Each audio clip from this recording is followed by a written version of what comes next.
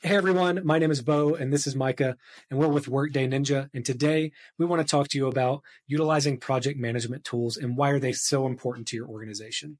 So we're going to cover 5 key things in this webinar. The first one is, why do you need to take all the communication that might be in Slack, might be in email, might be in your project management tool, might be in Excel, might be in in-person meetings, get that all in your project management tool. The next thing that we're going to talk about is, how do you structure the project management tool? And this is one of our key secrets that we work with a lot on our clients, is what's the best way to structure this so that it can scale with your team and your company as it grows.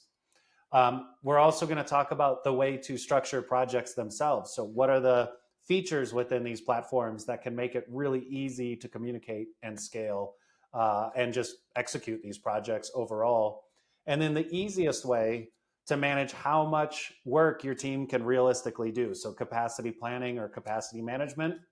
And last but not least, we're going to touch on dashboards. So KPIs, making things visible, and making sure that you can look at those high level metrics and say, oh, this doesn't look good. We better take a look at this before it gets too bad or before we go into that reactive mode. All right, Beau, so let's jump right in and talk about why keeping all your communication inside of the project management tools instead of some over here in Slack and some in email and some in person is so beneficial and the smart move to make. Yeah, totally. That's something that we talk about with all of our clients. And, it's essentially that if you're doing all of this work in different areas, you're not really bringing it all together to where everybody can function as a group to kind of see the timeline of things that are occurring. And it's really just kind of fragmenting your communication as a whole, right? I want to be able to see if I'm having a conversation on a particular task that I'm working on. If it's my job to complete that task and I'm asking other people questions, I don't want to do that inside of Slack or inside of email, because at that point, I'm fracturing that thread. That makes sense. So essentially, from a project manager's point of view, you're always going to know where to go to find out what discussions happened, where Exactly things right. are at. You don't have to have your pulse on everything. When it's organized and communicated and collaborated inside the project management tools, you're able to know where to go. And likewise, if you're an assignee on a task, you'd be able to go in and understand what led up to that task being created. Mm-hmm. Maybe there's specific client requirements. If those things are happening in Slack, how would anybody know? It's just a huge lack of communication. And honestly, we see that happen a lot. And once the collaboration gets brought into the project management tools, that's when the streamlining really starts to happen and the efficiencies can, Right. or even rather, not even the word efficiency, but just the value of being able to use the project management tools that you're paying for. Yeah, absolutely. All right. So number 2, how to structure your project management system. So Beau's going to share his screen. We're going to jump into ClickUp. And we're going to take a look at how we train both our clients and how we use it internally. It's a super simple way to set up hierarchy. We're leveraging ClickUp because it does have a true hierarchy, which we'll touch on a little bit. But really, really powerful stuff here. This, of course, applies for the most part to Asana and Monday as well. They don't have a true hierarchy, but we are able to still leverage folders and teams and different things like that. So if you are using those platforms, you'll be able to get enough out of that to apply it as well. Perfect. All right. So I'm sharing my screen here. You guys should be able to see everything that I'm seeing right now. So let's talk real quick about just what you have at your disposal here within ClickUp. So whenever we start approaching this in ClickUp, we want to create this hierarchy or structure, we have some things that we can work with. We have our spaces, which is a top level. We have folders that we can put within those spaces, lists, and then tasks within those lists. All right. So really we have the capability of having information kind of bubble up from the list or task level all the way up to the space level. So it gives us a lot of power here. Now, the way that we typically push our clients to utilize the hierarchy here is we do it based off of the team or the department. All right. So we've already had some of these set up in here before. So we're going to go ahead and just add some of those back in so you can see those. We'll just unhide them. So we'll go in and we're going to add a new space. We're going to call this one Client Projects. All right. So now I've created this new space here. Now, one of the ways that we can do things is In the past, you can typically go in, and when you're doing client projects, the way that we do it internally is we utilize a folder for each client. And that's going to give us some visibility into all of the happenings of that client as they fall beneath that folder, right? So I'm going to go in, I'm just going to add a folder here, and we're just going to list a couple here so you can kind of get the picture of what we're talking about. I'm going to go in and add a folder. This is going to be for client A.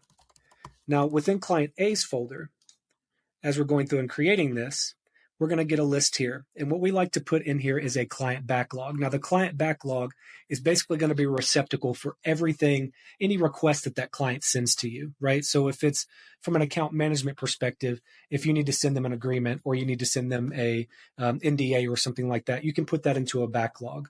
You can also put in just one-off tasks where they maybe need you to make a correction, or if there's an error in something, that you can put those in there as well. So we're going to go ahead and create just a quick client backlog. And all we're doing here is renaming this one. And we're calling this client A backlog. All right. And now that we have this folder here, we have the backlog underneath this client, right? And from there, we can go ahead and we're going to just add a couple of more clients here. Just going to duplicate this.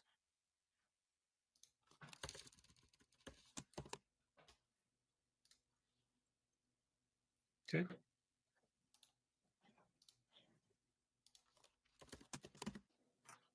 All right. We're going to close that one out. We're just going to work here within client A. Okay, so now that we've added our client A folder, and you can kind of see here, as we bring on more clients into our services or providing products to them, we're going to start listing each of those with a folder here beneath client projects. And then here we can start to add additional projects. Now, one key thing here is that as you add things to your backlog, your clients are clearly going to make requests of you. And as you start adding things to your backlog, there are some times that some of those requests are going to be more than one task. And that's a very important delineation here when you're using project management tools, is if a task needs to be broken down into other tasks and more than one person needs to be working on that, that's really one of the things you can look at and say, okay, this needs to be its own project, right? Micah, do you have any other thoughts on what should really, constitute creating a new project versus it just being a task? What are your thoughts on that? Yeah, the only other thing, that's a really great rule of thumb. The only other thing that comes to mind is when you get so many, there's certain clients where you're going to have just a lot of requests, depending on what type of business you're in and what you have, and what you're doing for the clients. But when you do get a lot of requests, and even if it is an internal project, at some point you're going to need to categorize and organize those tasks. Mm-hmm. And so that's another case where it may not be a true project, but you just want to put those in a separate list as almost like an organizational tool or a container, because all of what you're building in this hierarchy over here just makes it really easy. It's navigation. It makes it really easy for project managers, stakeholders, task assignees, anybody who needs to find out where stuff's at. This just gives the structure to get there. Yeah, that's a great point. So you're saying it's based on the objective. So if we had a project here, that would be something like creating project templates for this client. If they wanted us to just create multiple project templates for them, we could have a list for that. And anything related to those project templates, we could put into here. And then we could just continue adding those lists. Totally. And that way, there might be other smaller tasks in the backlog, but if there's 50 templates that you need to make, you don't want your backlog to feel overwhelming. You can just group those into a new list. Right. I love that. All right. So now what we're looking at here is we now have a client project space that anybody on my team, and me as a project manager, I know that anytime we have a new project come in or we have a new client come in, they're going to get a folder. They're going to get a backlog that's going to handle all of their requests. And then this is going to be within that folder where we kind of capture all of their project lists going forward. So all of the tasks, all of the work related to those clients are going to live here. So as we kind of look at this, we have our list level here, right? And then we have tasks within our lists. Okay, we're just going to show you this very quickly. So when we start looking at, how can this information bubble up and how can the hierarchy help us, we can kind of see that we have these two here. If I click on the folder level, it's then going to provide me an overview of what's happening beneath that folder. What that also affords us is the ability to click on this list view or create other views that we can then start to sort the tasks that are within each of these, right? So we can see all the tasks related to the client A backlog. We can also see their project template or their creating project templates list as well, right? So this is giving us the opportunity to then go in and take those tasks. We can just have them be all listed in a list. We can start doing some different groupings and things like that to really be able to see what we want to see here. All right. Micah, anything else that you would add to this hierarchy on the folder level? I don't think so on the folder level. Okay. I mean, what's really great, and this is what's unique to ClickUp, is that if you're viewing it at the list level, you're seeing just the list, the tasks in that list. When you're viewing it at the folder level, you're seeing everything within that folder. And you can group, you can filter, you can sort, you can have different views all on that folder level, but you can even take it up one step further. And that's why this structure makes so much sense, whether it's just for client projects or for any of your other departments. When you're at the space level, so client projects in this case, now you can see everything across all projects. And you can start to answer questions just by setting up views to say, what are the overdue tasks within our clients and who owns them and how long have they been overdue and different things like that. You don't need to even set up dashboards for that because the views in the hierarchy are so powerful that you can immediately see what's going on. One of my favorite uses for the hierarchy is to add a Gantt chart at the client projects level. And that allows us to see across every single client, every single project, every single task in a Gantt format. And in just a couple clicks and a vertical scroll, I can see where every project is at and whether it's on time or overdue, or if we're behind on a milestone, if we need to catch up. Extremely powerful stuff.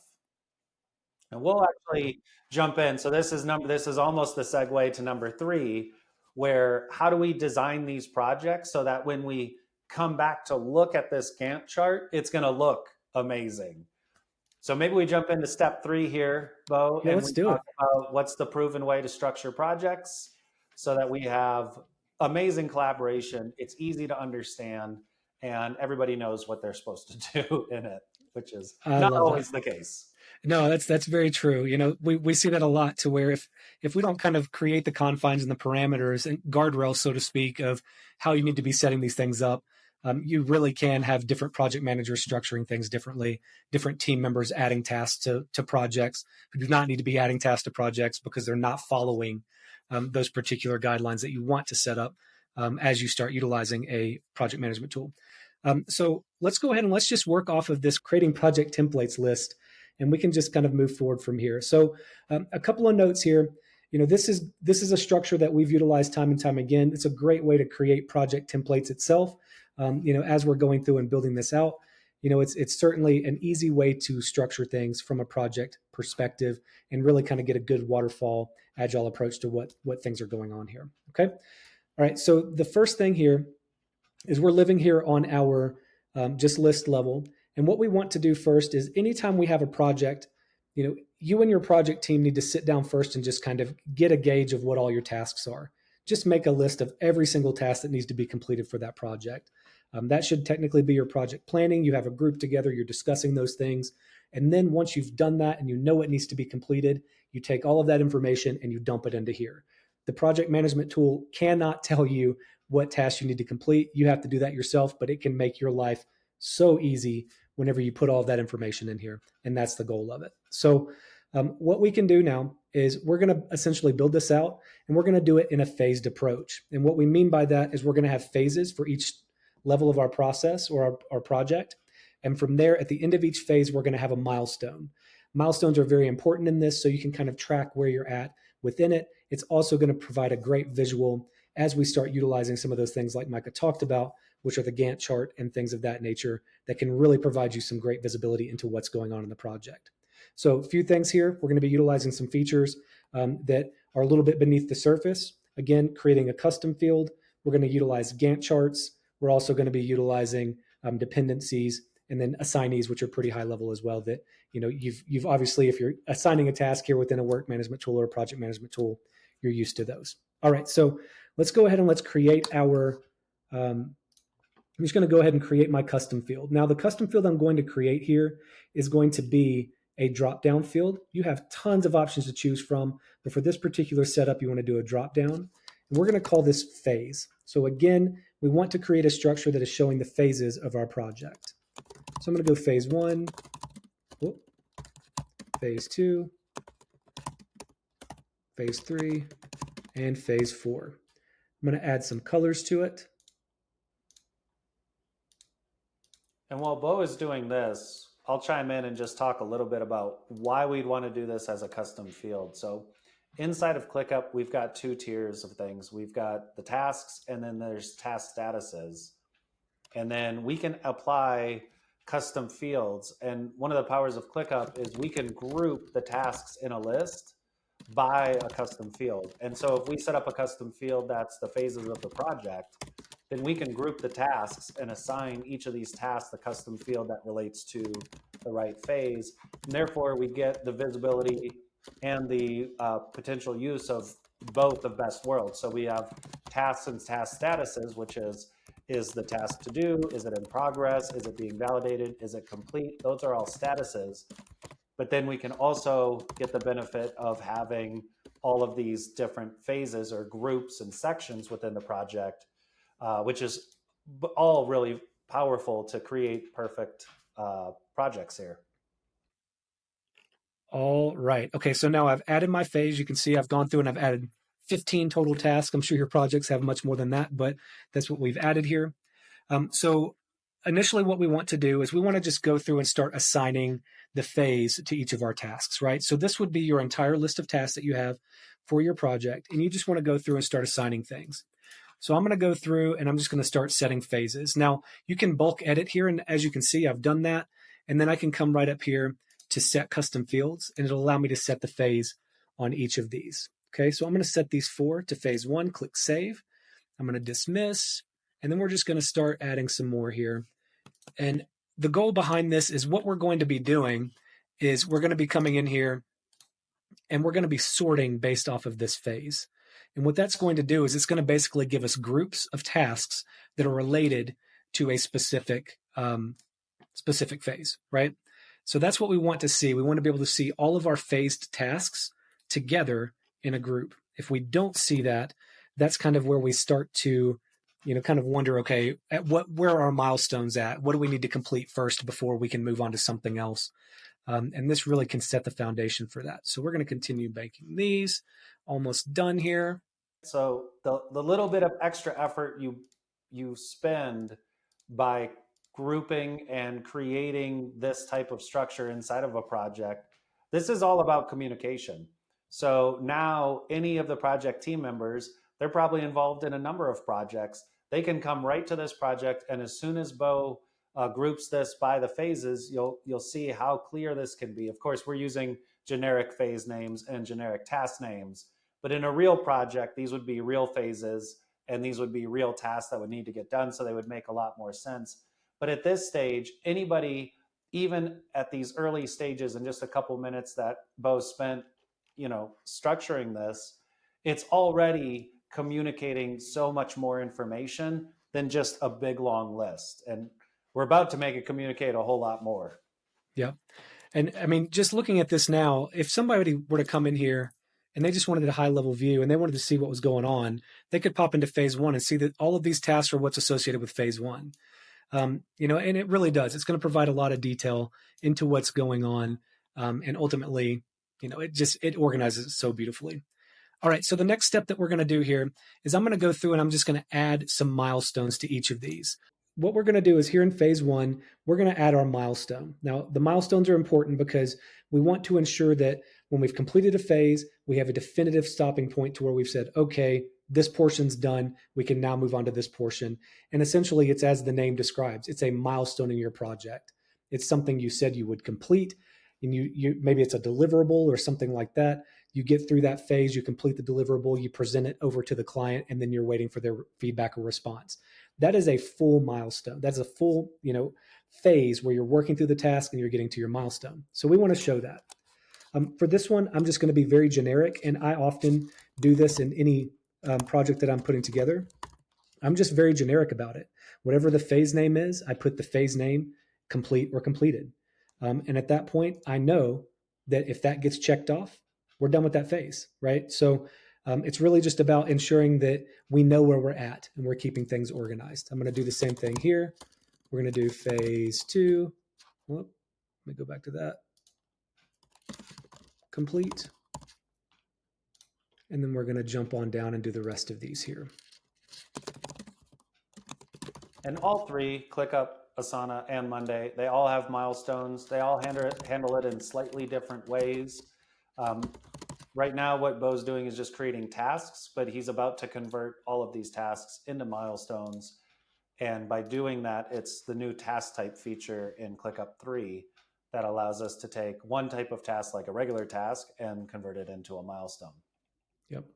And you can see all I did to do that, I right-clicked on it, I went to task type, selected it, and I went down to milestone and checked that box. All right. And you can see based on the icon that's here, so these icons that are here to the left-hand side, those kind of control your statuses. If we look at the milestone, it's going to be a diamond shape rather than the circle. So let's go through and let's convert all of these into milestones. And then we will move on to the next phase here. And again, Beau, you mentioned this earlier, but to get to all these tasks and to get to the milestones, it works best to work with the entire project team, get multiple people's perspectives on what the actual action items are that need to get done to achieve this specific project. So in this case, creating project templates for client A, there might be 2 or 3 people on this project team. Maybe there's an account manager that spoke to the client directly, but there's probably the template experts on the production team who are going to know some in and outs that the account manager might not, that the project manager might not. So you're going to want them to come in and say, oh, we need to do X, Y, and Z, and we need to do A, B, and C, and this is a really good milestone, et cetera. And that's going to help get this list. And ultimately, that's leading towards, again, a little bit of time up front, but that's going to save you a ton of time because you're not forgetting tasks, you're not missing tasks. And where we're about to show on how do we even take this one step further, it's going to be really important that all the tasks are in here. And so you'll see why in a second. Yep, absolutely. Let's go ahead and jump into that. Before we kick over into that view, let's go ahead and let's just add some assignees here. I mean, anytime you're planning a project, you're doing your project planning with your team, you're probably already thinking about who you're delegating tasks to. So it's okay at this point. If you want to go ahead and add your assignments, you can go ahead and do that. I'm going to go ahead and do it just to save us some time, but I've highlighted all these and I'm going to assign all of these to Micah. All right. And then all of those that are left, I'm going to go through and I'm going to assign those to myself. And basically, we're going to do this on the basis of Micah's the one getting the work done, I'm project managing, and maybe these tasks that I'm completing are just straight up project management tasks or their account management tasks or things of that nature. All right. So I'm going to go through and do that. I'm going to add the assignee here. All right, now all of our tasks have assignees. Okay, so the next bit here is about moving forward into essentially structuring your project in a way that you can tell what the tasks are dependent on and what the timeline is. So in order to do this, you're going to want to utilize the Gantt view. This is the simplest way for you to apply due dates or start dates to your tasks, as well as to apply these dependencies. Now, if you've never used dependencies before, dependencies are essentially where you're showing a relationship between tasks. So task A or task 1 needs to be completed before task 2 needs to be completed. Or it could be task 1 needs to be completed, and once it's done, you're now free to use to complete task 2, 3, and 4. It could be anything that you need from that perspective, whether you need to do things in a waterfall approach or you can do them simultaneously. So let's jump in and we will go to our Gantt just real quick. All I did was select view. I went down to Gantt and we're going to add this Gantt view. All right. This is honestly one of my favorite parts of project planning because dependencies also have a superpower, which is when you're trying to execute a project and something doesn't go as originally planned, you can leverage the power of dependencies to basically remap the rest of the future tasks out and keep all your estimates the same. So we'll show, like, that's very abstract and probably very confusing just hearing it. So we'll show that here in a second. Yeah, and actually we'll go ahead and toggle those settings to on so you guys can see that. And how I'm doing that is I'm here in my Gantt view, I'm going to customize, and then I'm going to go right here to where it says Gantt options. I select that and it gives us all of these toggles, right? So we're going to come right here to where it says reschedule dependencies. And if you can see the tooltip, it says move dependent task where'd it go? With dragged task. Okay. So that means it's going to shift things as we start to move things throughout. So I'm going to turn that on. Now, what we can do now is we have all of our tasks that are listed over here on the left-hand side. I'm going to go ahead and just do some dragging around to get my tasks into the um, order that I want them in here. So let's go through. I'm going to do that. And just to recap so far, you've had the project planning team, you've gotten all these tasks in here, you've established the milestones. You want to do this part with the project planning team as well, because at this stage, what we're looking at is when do we start working on these tasks and how long do we think it's going to take us to work on these tasks? Right. And that's really what we're trying to do at this point. We are now scheduling. This is where we're scheduling out all of these tasks that we need to do, right? So now what I can do as the project manager, I can go in and I can start, just plotting these onto the timeline. And that's what the whole purpose of this is. So you can see I'm in line here with this. I can go over and let's say we're going to start this on Monday. This project is going to start on Monday. I'm going to go ahead and I'm going to select that. You can see that the second I put it on here, it's showing that Micah is assigned to this and it's showing the task name. As we continue building this out, you're going to see how powerful this Gantt chart can actually be. So we're just going to continue going through here and I'm just going to apply some different things and we're just going to roll through it. All right, so for this first phase, we're doing very much a waterfall approach here. We're just kind of working our way down. Each of these need to be completed on a different day, culminating at our milestone, right? And Beau, let's just start with this first section. So I think with this one, I have 3 tasks that are assigned to me. I might be the subject matter expert on those. You have one and the milestone. So the question as a project manager or project owner would be, Micah, how long is it going to take to do task 1? So I might say that's going to take 3 days. So we could expand that out right now, which we could show. Oops. But if we first look at, well, wait a second, we need to do task 1 before task 2. Let's look at the dependencies and let's map the dependencies on this first phase, Beau. And because it's waterfall, we're just going to assume for sake of ease that every task needs to be completed before the next one can be started. Yeah, which would, of course, then lead to the milestone. Right. And just so you guys know, this is a very easy process to create these relationships between these. All you're doing is when you hover over that task, you see these 2 little nodes that pop up. You just grab one, and I'm just holding down my left mouse clicker. I'm clicking that, and I'm dragging it onto the next one. And it's showing that relationship there. And I just continue going down through it. And now we have this nice looking waterfall that's showing how things can work. Now, back to Micah's point, if let's say we've kicked off this project, we started it on Monday, and we're having that conversation and we're saying, okay, how long is it truly going to take us to complete task 1? And Micah says 3 days. We can grab this, and as we start to pull it over, it's moving all of those dependent tasks with it. That's kind of what's occurring because we toggled on those rescheduled dependencies. So that gives you the ability to say, and you can kind of think about this in the terms of if you are working with a client and you're starting to run into issues on a particular thing, maybe there's a roadblock and you're having to extend things, instead of you just kind of wondering how it's going to affect your project, you're going to be able to go drag the duration or move the due date of that particular task, and it's going to shift everything behind it. So now from an account management perspective, you can go back to that client and you can say, hey, we've been waiting on feedback. If we could get feedback, we'll still be on track. But if not, if we don't get feedback until next Tuesday, it's going to shift us by this many days, right? You're going to be able to really start to put some times and some dates to when things can actually be completed. Yep. And this is where milestones and this whole process and this whole design of project really comes in, because Beau, to your point right now, if I'm executing these 3 tasks and you're the stakeholder, your question is going to be, Micah, when are we going to be done with phase 1? Well, I'm going to be able to answer that right away because we have these dependencies set up. We've estimated these out. If this plan doesn't go as we expected and task 3 or task 4 needs to get extended, I can still answer that question instantly. as these move out, all of a sudden, phase one is now scheduled to be completed, maybe on the following Monday. And it's just really easy to see. So super Yeah, helpful. absolutely. And we're just going to connect up some of these other ones and just get that knocked out. And something that's great here as well, and just kind of building upon that, let's say we have something here and this milestone gets completed. And once that milestone for phase one is complete, all of these can be completed simultaneously. This is a very simple way for us to do that. We just connect the milestone to each of these, and then we can connect each of these to the last milestone. So basically, it's saying, hey, milestone one is done. You can start on phase two, and phase two can all be completed together. And then once that's done, we can move on from there. All right.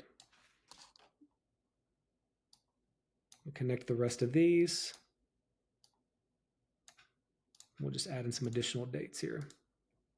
I just want to get some due dates in here so we have some stuff to look at. We'll continue shifting. Yeah, and as fast as Beau is moving on this, once you get to know your projects, and if you're doing projects that are very similar, again, internal projects or external projects, once you master kind of the structure of this and the importance of dependencies and this type of layout, this doesn't take a lot of time. This actually is so much easier to do this little bit of time up front than spend all the time. I mean, if we were to really take this a step back, Beau, and say, what if we didn't do dependencies and then something went wrong in our project? Right. Our only alternative is to then go and manually change the date of everything in the future. Right. But then we have to like manually drag everything if we have it in this view. If it's in the list view, we've got to manually change all the dates. We got to try to make sure it doesn't go on the weekends. We've got to make sure that we're not overloading anything, that we didn't disrupt any of the durations. That's just way too much work. Yep. Spend a couple of minutes up front, structure this correctly, and it's just a lifesaver. Absolutely. Your project team will thank you. They absolutely will. They'll feel involved. They'll feel like they have a grasp of what they need to be completing. They'll understand their responsibilities. They are looking at it, and they can see how they're affecting each other. They can see what their purpose is within the group. And that's very, very important for buy-in and for ensuring that everybody feels included. All right. So now, before we jump back in, I did want to just kind of talk about, again, here within the Gantt, what we did is we created a Gantt view. At this point, we came in, we had all of our tasks. We arranged them the way that we wanted them to be ordered. And then we just clicked into our timeline and then added in some of our dependencies here just to get this nice waterfall look here. So now anybody in leadership, project managers, team members, whomever, can come here. They can go to the Gantt view and they can see exactly how this project is laid out. All right, so all of the changes that we made here also reflect back here in our list. So now we can start to see all of our due dates are set, right? And if we want to, typically, and it may not be showing because I am sharing my screen here, but most of the time you're going to start to see, yep, there they are. So you can see all of these that are showing the dependencies as well. And anytime somebody clicks into a task, they can see the dependencies of those. So we can see that this task is blocking task 2. So again, just a great way for us to kind of understand exactly how this project will flow and move forward accordingly at any point in time whenever we need that quick bit of information. All right, so last thing here, utilizing your priorities. Micah, I would love if you could talk a little bit about priorities. I think you always describe it so well, and I do think it's an important part of setting up these projects. But I would love to hear your take on why priorities are really helpful here. Yeah, I think, again, priorities are oftentimes ignored. I would even just say what we're seeing here as a whole is this is what you're shooting for. We've got dependencies, we've got milestones, we've got sections or phases. Most importantly, we have assignments and we have due dates. And assignment and due dates, if you don't have those, you just have a checklist. And I can all but guarantee that if you don't have assignees and assignments and due dates, it's not going to get done. The project is not going to be completed. Nobody's going to know that the work is there. Priority is important. Not always as important in the beginning, but that's, as Beau just said, everything to normal. I think when you first plan a project and you scope all this out, having everything set to normal is perfectly fine. It's when you start executing this project, all of a sudden some things are going to rise to the top, and all of a sudden we're going to be like, okay, we've got to pay attention to this. We've got to make sure that this task one is urgent. We have to get this done today. Things like that. You know, we have client requirements. There's client questions that come up. Things change, timelines change, people are out sick. You never know what's going to happen as you try to execute these projects. So being able to have this extra flag in this case of all of these are normal, but this one is the standout. Let's focus on it. And that can just carry through as you go through and execute this project as well. Absolutely. And as you start utilizing the system more and more, you're going to find other features that you can work with. There's some other stuff beneath the surface here that we can talk about in future videos, but there are ways that you can add some automation into your project templates and in your projects as a whole for you to be able to kind of have things roll based off of those priorities, roll up to urgent and things of that nature based off the due date. If something goes past due, it can be switched to urgent. So it can really kind of save some time there in the project management process. Absolutely. So let's do a quick recap, Beau. We've got all the communication happening inside the project management tool. We've got a beautiful sidebar that's easy to navigate, whether it's a team or client projects. We've got a clear hierarchy that's going to help us understand where to find where things are happening. We've got amazing project structure. This project structure can be repeated very easily for any type of project. And so now that we have assignments, due dates, and a clear project structure, I'm sure you and as the project manager role in this webinar that we're doing right now is probably asking, well, how do I make sure I'm not overloading my team? So let's jump into item number 4, secret number 4. What's the easiest way to manage team capacity? I love this one. This is one of my favorite ones to talk about. It typically, if we're looking at it on an everything level, or if we're looking at it on an individual space level, it's so powerful, especially as you're working with your teams and your teams continue to grow and you start to really manage your team. You're going to find that there's some people that can do a lot of work and there's some that, kind of struggle to get certain types of work done. So everybody's capacity is a little bit different. So what this is going to allow us to do is it's going to allow us to see everybody's tasks, what we've assigned to them, and how much room essentially they have left in their schedule. So what we're going to do is right here on the client projects level, we're going to create a workload or capacity view. And essentially we're going to come here on the client project space. Okay, we're going to go to view. And we're going to come down here to workload. I'm going to select that. I'm going to give it a name. I'm going to call it team capacity. You can call it team workload, whatever you want to type in there. I'm going to click add workload. Okay, so now what this is giving us is this is going to give us essentially a timeline, and it's going to show us all of the tasks that are assigned to our team members. Now, a little bit of setup has to be done at the forefront once you add this. And real quick, before you go into that, Beau, I do want to note that the reason that you put it at the client project space level is because this is going to incorporate all the client folders, all the client projects, all the client lists below that. Absolutely. And that's, also speaking to that, you can also do it at the everything level. Any space level you can do this at. And everything, we can talk about that in the future, but that can be really powerful, especially if you have people that are functioning cross-functionally across teams.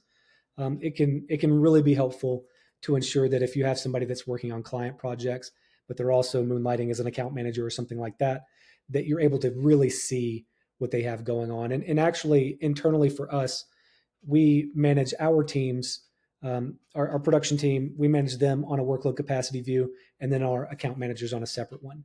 And we'll talk a little bit more about that as we start setting this up. Okay, so with that said, let's go ahead and let's get this set up here. We want to add in our assignees first. We want to see, we want to basically select who we want to include in this. So for this one, it's going to be pretty easy. I'm going to do this user and Micah. And for the purpose of this, I'm just going to go ahead and add in the unassigned as well. I'm going to make sure I click save there. And I'm going to drop it over.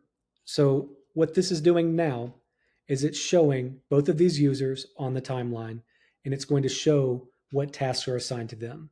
Okay. All right. So one thing to note, right now we're looking at this on a weekly basis. You can, however, switch it to 2-week. That's what I prefer.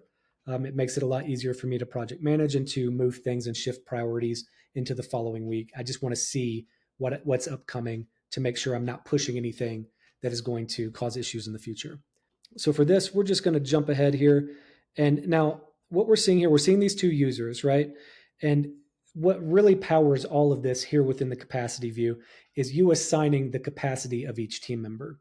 Now, there are a couple of different ways that you can do that. The way that we're going to do it today is based off of the task. It's just a simpler way for us to illustrate this, but there are some other ways to do it. Micah's great about explaining how we do it internally. We use complexity points and sprint points. Micah, can you tell us a little bit about that? Yeah, so really there's three main ways that you can measure effort. And one is task. That's the most simple, as Beau mentioned. The next one is hourly. And this is probably the default for a lot of the people that are viewing this is we think about tasks in time and how long is it going to take. And so let's estimate that in hours. Where that struggles is it's hard to estimate how long things are going to take when there's unknowns and there's complexity, because that can turn a 1 hour task into a 1 day task because of the unknowns. And so Agile and Scrum methodologies for development are really good with leveraging things called story points. And essentially those are numerical values that represent how, simple or how complex and unknown a task is. And so we've adopted that within our own production teams. Even though we're not over here developing software, we're still developing and working with tasks that have complexity and unknowns. In fact, even in my prior business, I applied that to the marketing team and to any of the teams that had tasks that they need to get done, because there's always complexity and unknowns, and it's hard to measure those in hours. So we use story points, or complexity points, we sometimes call them.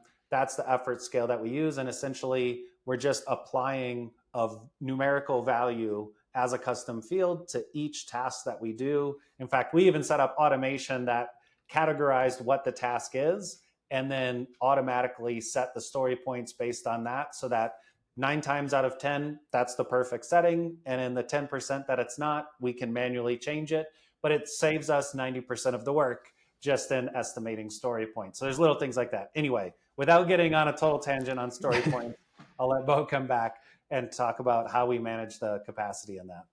Yeah, and thank you for describing all of that, Micah, and really diving into that, because I do think it's important. It's important for everybody to understand that every team functions differently. Just find what works best for you, and what works best for your flow and what your process is. If it is just task, that's fine. You can start there. If it needs to be complexity points or story points, it can be that. And even time estimates, if it is something that's finite, that it's going to take that specific amount of time. But again, like Micah said, just be careful with that piece. All right. So again, our next step here is essentially we want to assign capacity to each of our team members. So right now, all I do is I hover over that team member. And right now I have it set up to where this BGB OCO user can complete 3 daily tasks, right? So we're saying each of these days they can complete 3 tasks. I'm going to bump that down and say that they can only complete, 2. And then I'm going to click save. Now you'll notice right here, if your entire team is going to only complete the same number of tasks every day, you're not going to assign anybody any more than that. You can apply that number to all of them just by simply clicking there and then clicking save. But for this purpose, the purpose of this, I'm going to just click save on that. And we're going to leave Micah down here as only being able to complete 1 task a day. Sorry, Micah, but we're going to leave you as only being able to knock that out. All right. So now what we've done is we've added that in. We now know that each of these users, this one can complete 2 tasks a day. Micah can complete 1. And then we're just going to start looking through and take a look at what this is showing us. All right. So as I'm expanding this, we'll start to see things here. And I'm actually going to jump forward into this week, because this is going to start to show, how the tasks are falling on the timeline. All right. So now we start to get a clearer picture of what's going on here. And what this allows us to do from a workload capacity perspective is we can start to see when people are overloaded, or when they're just right, or where they need to have some tasks delegated to them. Maybe they can help out with someone else. So we can see here that BGB OCO, they hardly have anything going on, right? On Tuesday, they could technically be doing 2 tasks, but they've only got 1. But if we look down here at Micah has 1 task stretched across all of these days. Okay, so this could be a very large task he needs to complete, and it's stretched across all of those days. And Micah is saying, I can only focus on this across those 3 days. Right now, if we were to take this and I were to take task number 3, and actually I'm not going to do that one. Yeah, I will. We're going to drop that into there. And now he is 1 task over on that date. So think about it this way. If you're looking at your project manage, or you're looking at your project team here, or just your entire team, and you start looking through what their day looks like and what their capacity is, and you start to see a lot of these reds, you know that person is not going to be able to complete that much. So that's where you can step in and say, okay, I need to reprioritize some things here. Now, with that said, the thing to remember here is that any change you make to due date, by me moving this one over to the 10th, it has now changed that task's due date to that Wednesday on the 10th, right? So keep that in mind. This is a great way for you to be able to shift things around. And because we do have those rescheduled dependencies on, it's also going to shift those tasks around elsewhere too, right? Anything that's following that that's dependent on this task, it'll shift those. Okay, so just want to make sure that, as you're doing this and as you're moving things around, you're doing it in a way that it's going to work out for you and your team, and that you're not overloading anyone. So here, I'd probably want to shift some things around until now I can see that I'm actually looking pretty good. And if I wanted to, I could extend this forward. So Micah's filled up for that entire week and a half, right?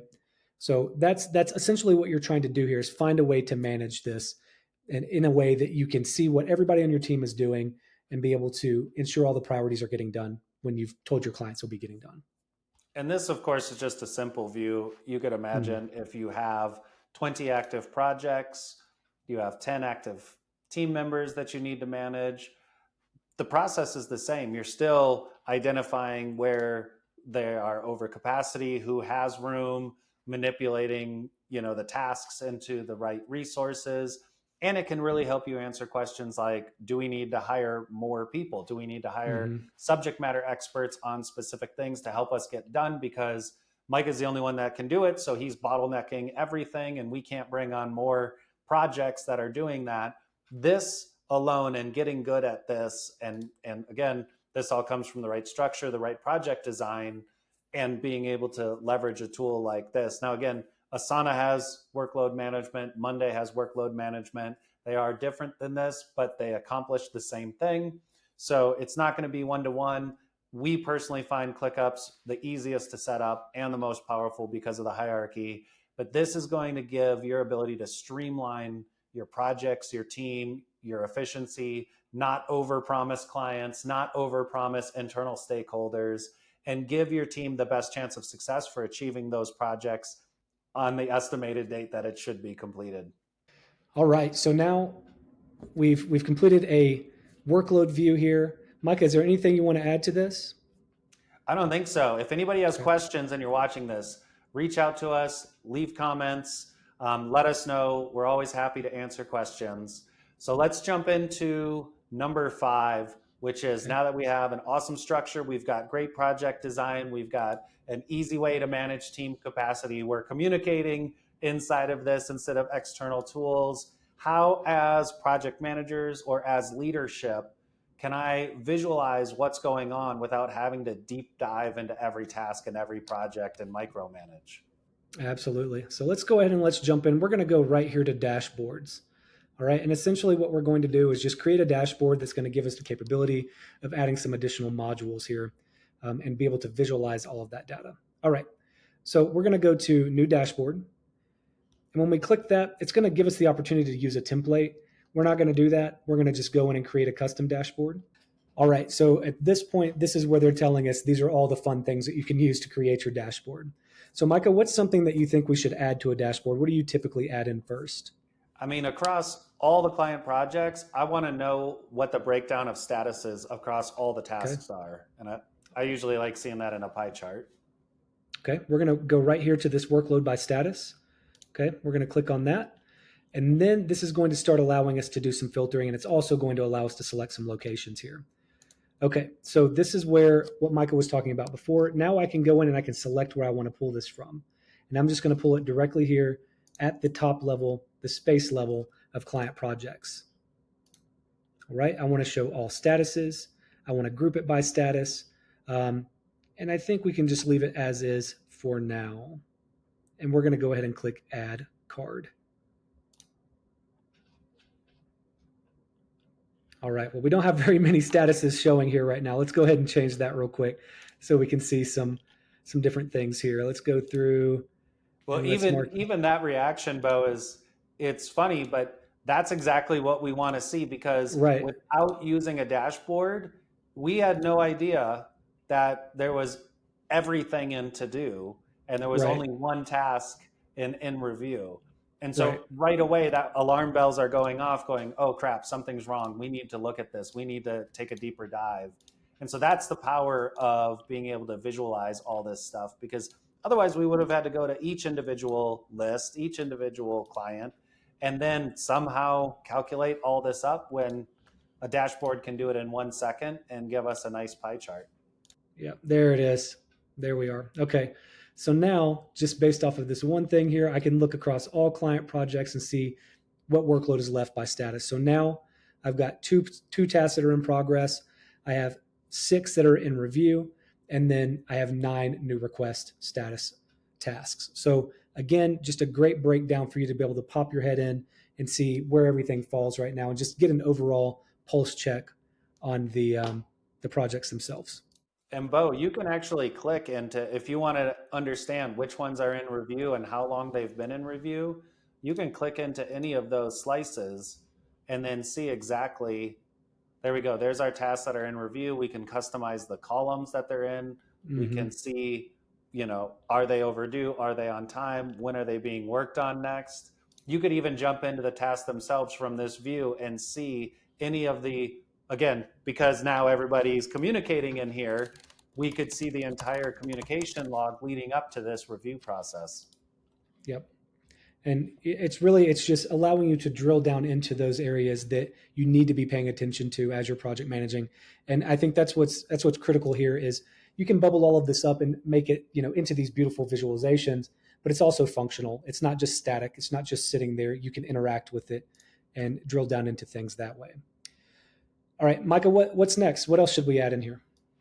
Good key metric, total number of active tasks. Okay. Do you want to do that as a number? How do you want to present that? Yeah, yeah. Okay. So let's type in. You can do it as a calculation. Yeah, It'll. that's right. That's right. If I could spell calculation, don't hold that against me, please. All right, let's go here. And again, I'm just going to select that client projects level. And then down here, you'll notice I can set it up based off of units. If it needs to be dollar amounts, percentages, whatever, I can do that. I want to set this to task count because that's ultimately what I want to see. And then I can include closed tasks as well if I want to, but I don't want to on this one. I essentially only want to see, did you say active tasks? Yeah, Is that right? let's just do active tasks. Okay. So what we want to do now is we want to apply a filter to this particular one. And all we need to do is come down here to filter. We select that, and we have all of these different things that we can utilize from here. What we're going to want to use is status. Okay. So we're going to click status, and it's going to say status is. We can toggle this if we want to do it another way, but we're going to do status is, and we want to only do active statuses. We don't want to see anything that's closed. So I'm going to click confirm and then apply. And I'm going to add the card. Well, first, let's rename this to be current active tasks. There we go. There we go. We have 17 current active tasks. All right. And so the great thing about this is, as a project manager, even somebody in leadership that just wants to see what's going on within client projects, they can pop into this dashboard and they can see very quickly, this is how much work we have here. Okay, this is what's being worked on currently, or just from a totality perspective.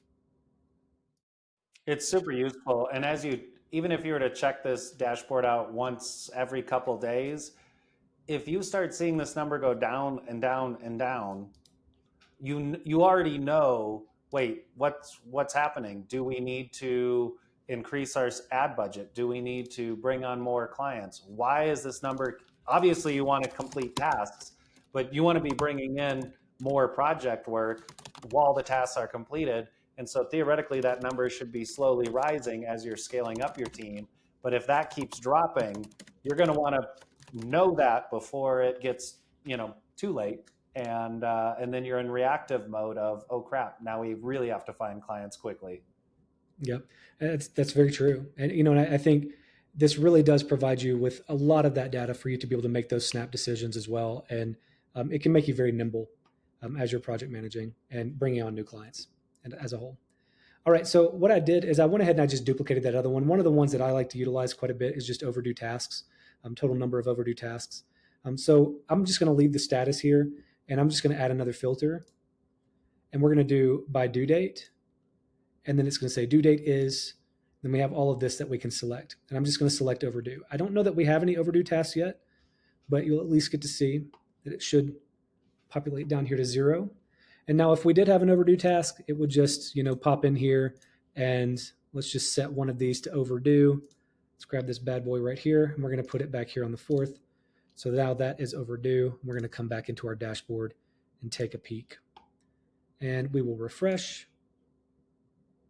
And now we have one. So again, a great way for you to take a pulse check, understand the health of your client projects portfolio.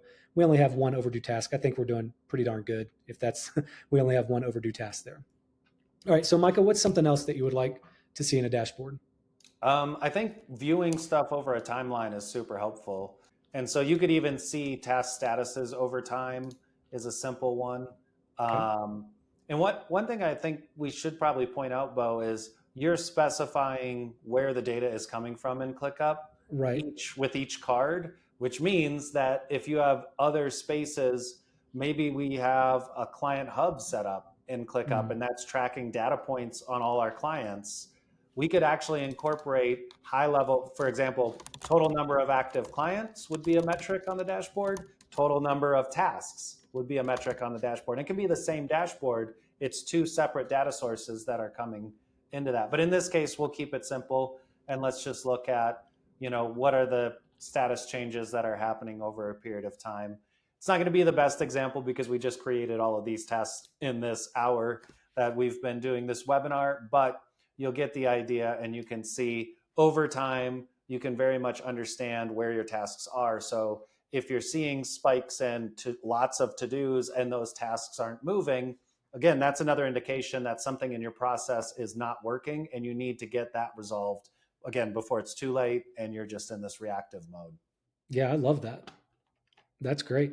And I think another key point to that is, you can take it a step further in some other charts. You can do things like being able to see, how many tasks you have per assignee. And then you'll be able to see what their statuses are on those as well. So I really like this one, being able to kind of see how things are moving and, how things are progressing over time and what that workload does look like and how it's increasing. I love this one. Yeah. All and right. I think with dashboards, it's better to start simple and then identify what are the questions that people are asking, whether it's stakeholders or your team members or yourself. Instead of trying to do all this work manually, there's probably a way to get that into a dashboard. And so that's what I would recommend is don't worry about making the perfect dashboard first. Just get some basic answers or get some basic questions being answered in the dashboard. And then when new questions come up, that's your opportunity to go in and improve your dashboard. Anything else on this, Micah? No, I think we have covered a lot. We've covered all 5 of our items. So far, we've talked about why we should collaborate and communicate inside of a project management tool, and why we should have a great hierarchy or a great design in the structure that can scale. We've talked about how do we design those projects to leverage that hierarchy and the communication. We've talked about team capacity and managing that, which is also super important so that you can get your projects done on time. And then last but not least, we brought up how do we measure the high level point of view, visualize what's going on across everything so we can catch things like tasks that haven't been assigned, or a bunch of tasks that are stuck in the to-do status and we didn't know, or that our active task count is going down far more quickly than we'd be comfortable with. Thanks so much for joining us. If you have questions, workdayninja.com. There's a contact form directly on there. You can ask us there. If you're watching parts of this on YouTube, like and subscribe. Leave us some comments if you like this. And Beau, thank you so much for sharing your screen and walking us through all that. Absolutely. My pleasure.